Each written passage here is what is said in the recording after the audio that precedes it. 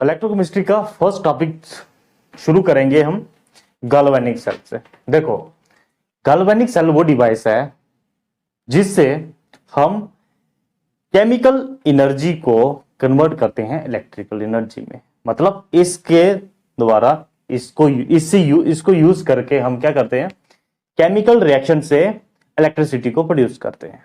ठीक है, तो सिंपली इसको डिफाइन कैसे कर सकते हैं? It is a device which is used to convert chemical energy into electrical energy. अब देखो, केमिकल रिएक्शन से इलेक्ट्रिकल एनर्जी कैसे बना सकते हैं, आप उसको थोड़ा सा देखते हैं।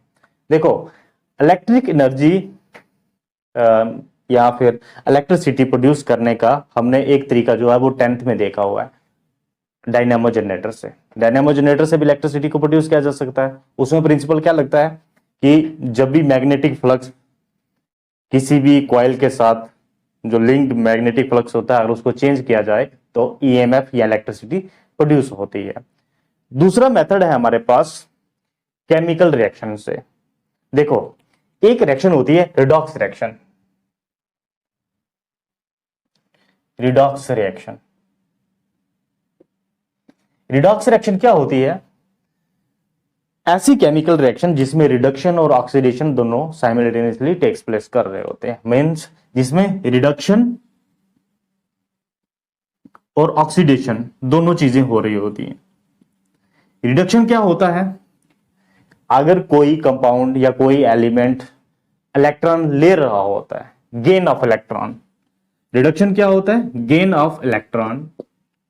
और ऑक्सीडेशन होता है लॉस ऑफ इलेक्ट्रॉन या production of electron.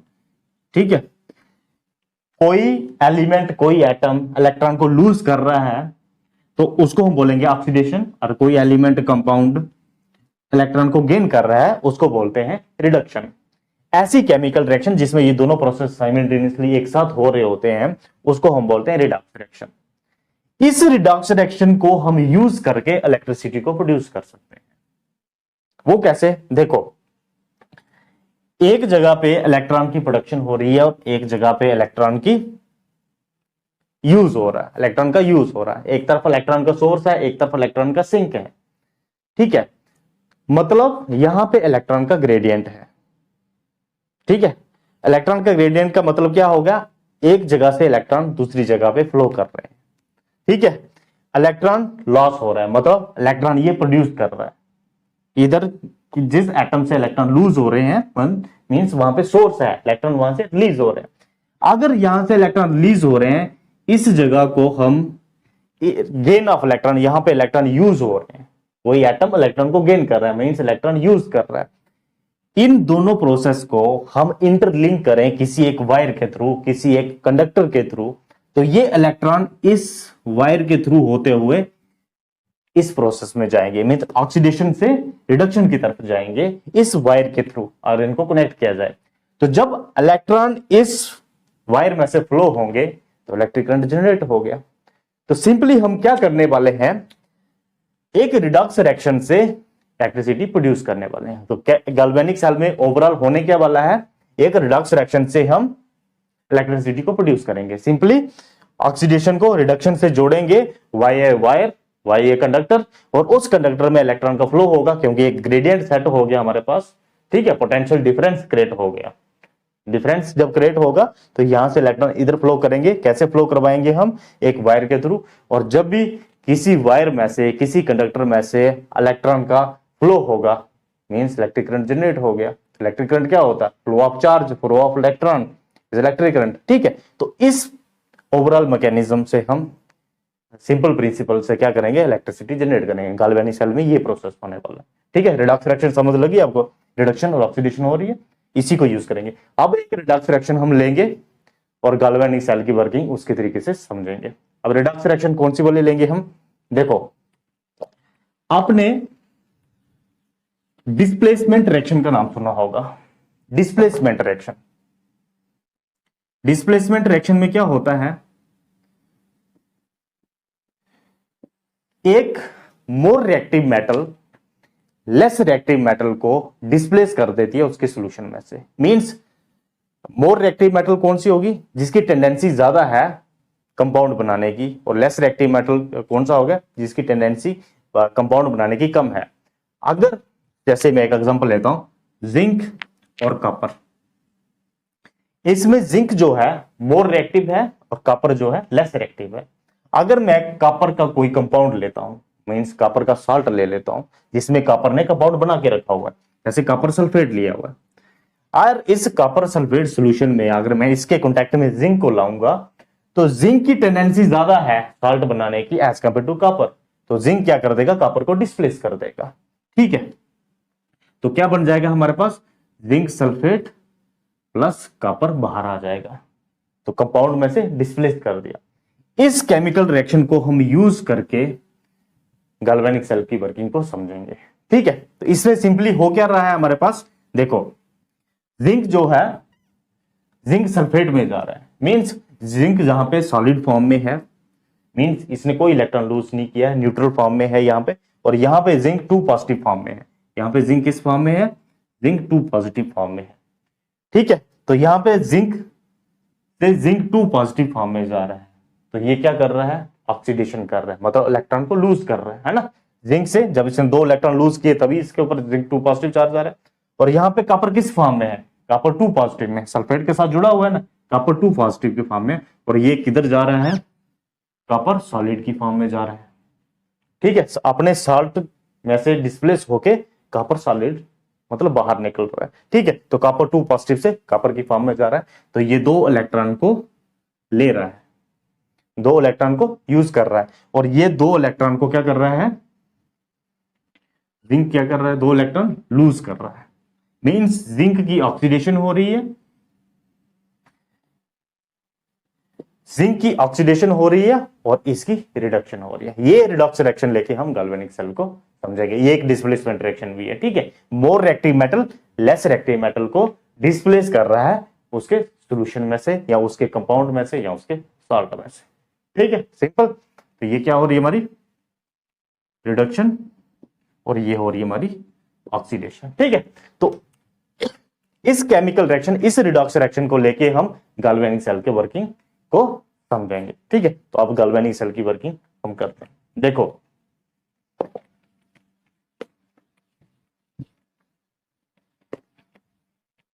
Galvanic cell का वर्क जो है या गैल्वेनिक सेल का जो प्रिंसिपल है उसमें आपको क्या करना होता है, रिडॉक्स रिएक्शन में जो ऑक्सीडेशन और रिडक्शन हो रही है उन दोनों को सेपरेट करना होता है, और सेपरेट करके उन दोनों को वायर के थ्रू जोड़ना होता है जिससे फिर इलेक्ट्रॉन फ्लो होगा। ठीक है, तो उसके करने के लिए आपको क्या करना पड़ता है, 2 चैम्बर बनाने पड़ते हैं इसके लिए, एक ऑक्सीडेशन चैम्बर, एक रिडक्शन चैम्बर। ऑक्सीडेशन चैम्बर की रिप्रेजेंटेशन हमेशा लेफ्ट साइड पे लोगे आप, ऑक्सीडेशन चैम्बर की रिप्रेजेंटेशन हमेशा लेफ्ट साइड पे और रिडक्शन वाली राइट साइड पे।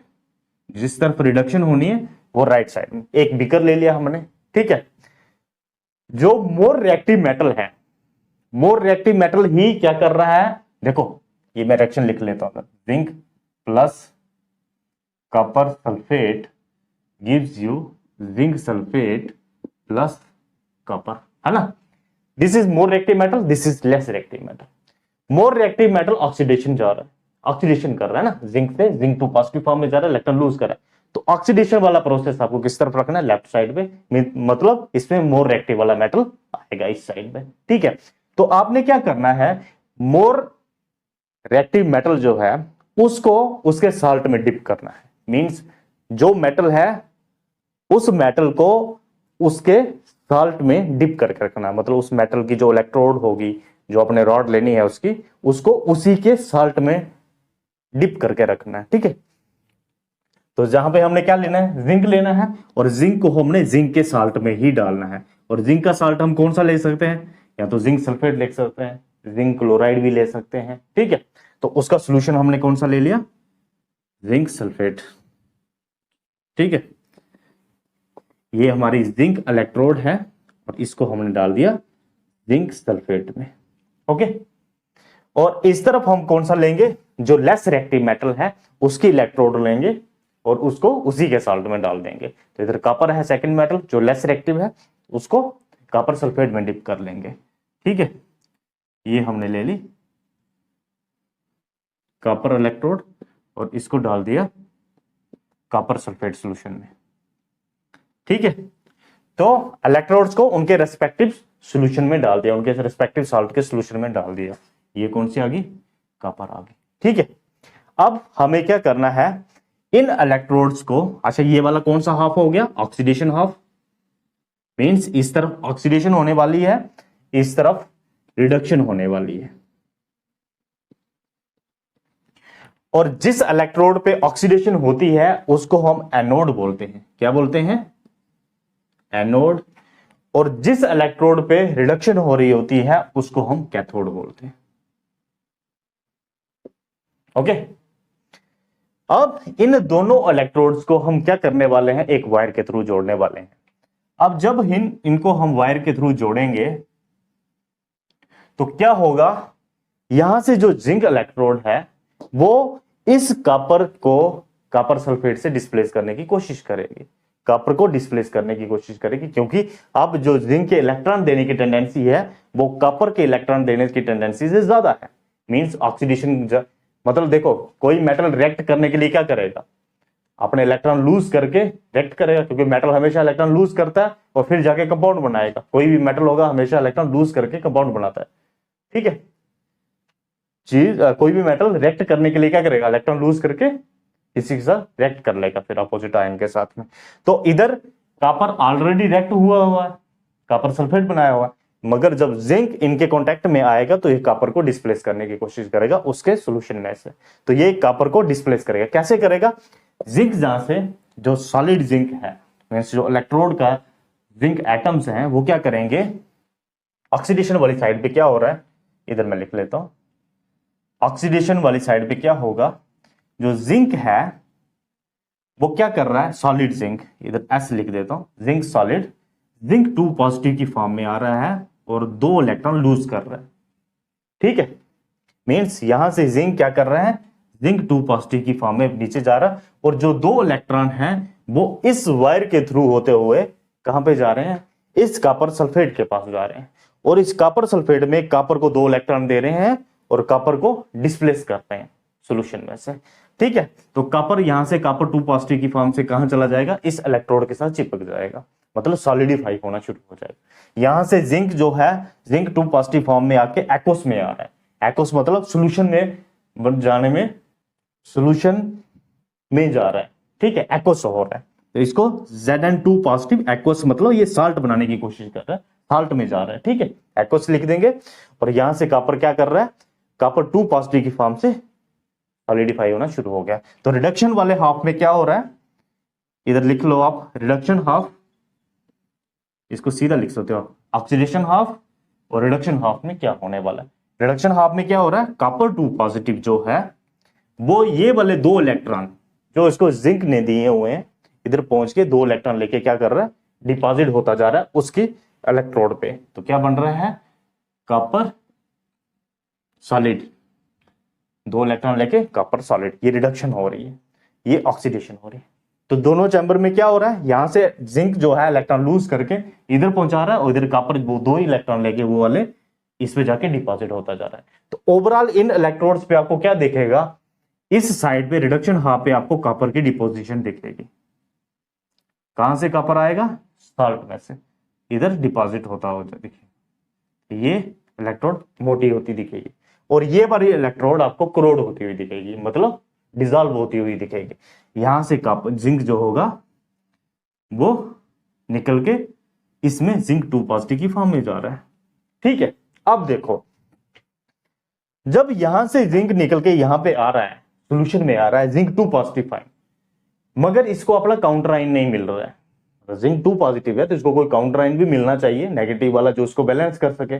और यहां पे कॉपर जो है यहां से डिपॉजिट हो रहा है, सल्फेट इंडिपेंडेंट हो रहा है, उसको भी क्या है, काउंटर आयन चाहिए, मतलब उसको पॉजिटिव चार्ज चाहिए, इसको नेगेटिव चार्ज चाहिए। ठीक है, ये दोनों डायरेक्टली कॉन्टेक्ट में नहीं है ना, ऐसे नहीं तो क्या बनना था, जिंक सल्फेट बनना था, मगर दोनों कॉन्टेक्ट में नहीं है। कॉपर उधर से डिस्प्ले को, सल्फेट इधर बच रहा है और इधर जिंक 2 पॉजिटिव बच रहा है। इस चीज को बैलेंस करने के लिए, मींस जो आपका सॉल्यूशन है यहां पे नेट पॉजिटिव चार्ज बढ़ रहा है और इस सॉल्यूशन में नेट नेगेटिव चार्ज बढ़ रहा है। तो इस सॉल्यूशन की इलेक्ट्रिकल न्यूट्रलिटी को मेंटेन करने के लिए हम इस गाल्वेनिक सेल में क्या लगाते हैं, एक साल्ट ब्रिज लगाते हैं।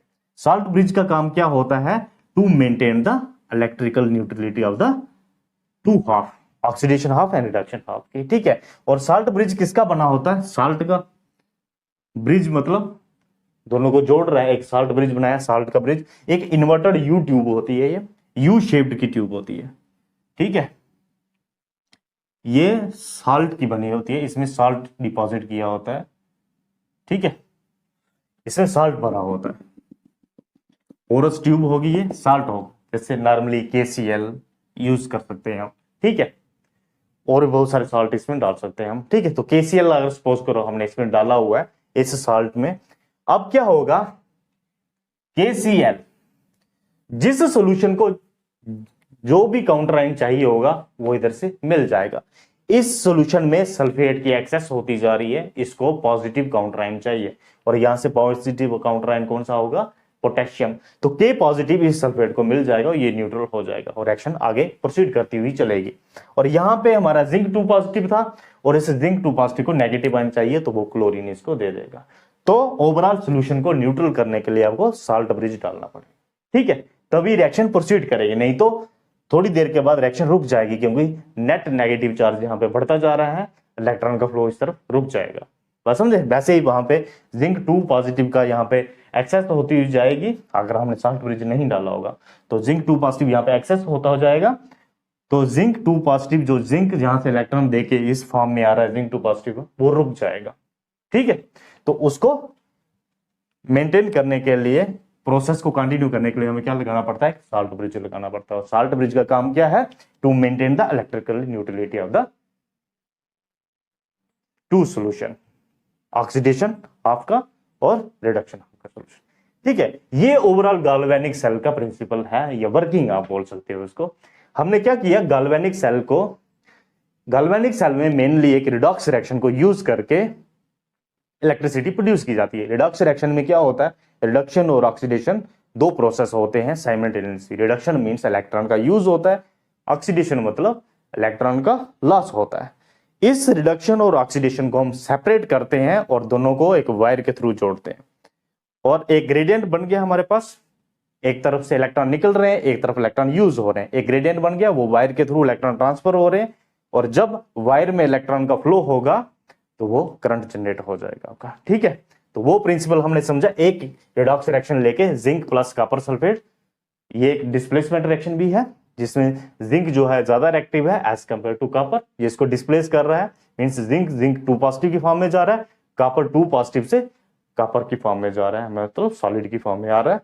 तो जिंक की यहाँ पे ऑक्सीडेशन हो रही है, कॉपर की यहाँ पे रिडक्शन हो रही है। इस रिएक्शन को यूज करके हमने एक वर्किंग मैकेनिज्म बनाया गैल्वेनिक सेल का। हमने क्या किया, गैल्वेनिक सेल को रिप्रेजेंट करते हुए आपने हमेशा लेफ्ट साइड पे क्या रखना, ऑक्सीडेशन हाफ को रखना है, और राइट साइड पे रिडक्शन हाफ रखना है, ठीक है।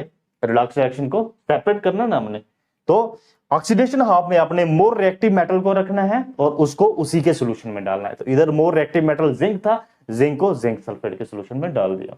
और रिडक्शन हाफ में आपको क्या रखना है, लेस रिएक्टिव मेटल को रखना है और उसी के सॉल्यूशन में डालना है, उसी के साल्ट में डिपॉजिट डिप करके रखना है। तो इधर कॉपर था, लेस रिएक्टिव मेटल कॉपर था, कॉपर को कॉपर सल्फेट सॉल्यूशन में डाल दिया, और दोनों इलेक्ट्रोड्स को हमने जोड़ दिया, किसमें, वायर के थ्रू जोड़ दिया। जब दोनों इलेक्ट्रोड्स को वायर के थ्रू जोड़ेंगे हम, मतलब दोनों चैम्बर को, दोनों हाफ्स को, ऑक्सीडेशन हाफ और रिडक्शन हाफ के इलेक्ट्रोड्स को वायर के थ्रू जोड़ेंगे, तो मोर रिएक्टिव मेटल जो होगा इलेक्ट्रॉन लूज करेगा, और लेस रिएक्टिव मेटल के साल्ट को, उसमें से मेटल को डिस्प्लेस करेगा। तो इलेक्ट्रॉन कहां से मूव किए, वायर के थ्रू मूव किए, और वायर में इलेक्ट्रिक करंट जनरेट हो गया, ठीक है।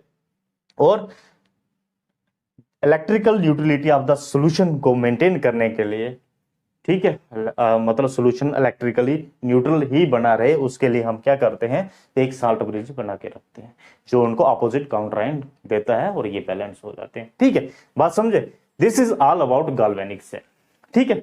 इसमें क्या किया, ऑक्सीडेशन हाफ और रिडक्शन हाफ को दोनों को हमने सेपरेट करके रख के इलेक्ट्रिसिटी जनरेट कर दी। अब ये तो एक जनरल वर्किंग हो गया इसका। अब हम किसी भी रिडॉक्स रिएक्शन से या डिस्प्लेसमेंट रिएक्शन से हम क्या बना सकते हैं, गैल्वेनिक सेल बना सकते हैं। आपको सिर्फ ध्यान क्या रखना है कि इसमें लेस रिएक्टिव मेटल कौन सा है और मोर रिएक्टिव मेटल कौन सा है, कौन सा वाला ऑक्सीडेशन में जाएगा, कौन सा वाला रिडक्शन में आएगा। ठीक है, अब एक गैल्वेनिक सेल की रिप्रेजेंटेशन कैसे की जाती है, हमेशा आपको ये डायग्राम नहीं बनानी पड़ेगी, आपको सिर्फ एक केमिकल रिएक्शन दी होगी, आपको वहीं से समझ आना है ये ऑक्सीडेशन कौन सा वाला कर रहा है, रिडक्शन कौन सा वाला कर रहा है, उसकी रिप्रेजेंटेशन कैसे करते हैं गैल्वेनिक सेल की। इसको मैं साफ कर लेता हूं ऑक्सीडेशन वाली साइड पे डायग्राम को। अब देखते हैं इसकी रिप्रेजेंटेशन कैसे देते हैं गैल्वेनिक सेल की। देखो, गैल्वेनिक सेल की रिप्रेजेंटेशन देने के लिए आपको क्या करना है, सबसे पहले ऑक्सीडेशन वाली रिएक्शन लिखनी है। ऑक्सीडेशन वाली रिएक्शन, अच्छा ये दोनों को मिला के ओवरऑल रिएक्शन भी यही है, ठीक है ना, ये दोनों को मिला के आप ओवरऑल रिएक्शन ये लिख सकते हो। फिर रिप्रेजेंटेशन ऑफ गैल्वेनिक सेल कैसे करते हैं, रिप्रेजेंटेशन, ठीक है, हमेशा यही वाली रिएक्शन नहीं होगी वहां पे जिंक और कॉपर सल्फेट की, आपको कोई भी दो मेटल को ले सकते हैं, एक उसमें से लेस रिएक्टिव होगा, एक ज्यादा रिएक्टिव होगा, यही वाली कंडीशंस उसमें आएंगी, ऑक्सीडेशन रिडक्शन बनेगा। रिप्रेजेंटेशन कैसे आएगी उनकी, देखो सबसे पहले आपको क्या लिखनी है, ऑक्सीडेशन वाली रिएक्शन लिखनी है। अब मुझे बताओ इसमें ऑक्सीडेशन किसकी हुई है, जिंक की। जिंक ने सॉलिड से जिंक एक्वस की फॉर्म में जा रहा है, एक्वस मतलब हो गया साल्ट बना के, और साल्ट पानी में डिजॉल्व हो जाएगा, ठीक है, तब इसको एक्वस लिखते हैं, ठीक है। तो जिंक सॉलिड से मतलब मेटल की फॉर्म में है, वह किस में जा रहा है, जिंक 2 पॉजिटिव, ठीक है। आप इसको ऐसे लिखते हैं नॉर्मली, जिंक सॉलिड मतलब मेटल है, जिंक 2 पॉजिटिव मतलब साल्ट बनाया है, एक्वस हो गया मतलब पानी में डिजॉल्व हो सकता है, ये दिस इज ऑक्सीडेशन।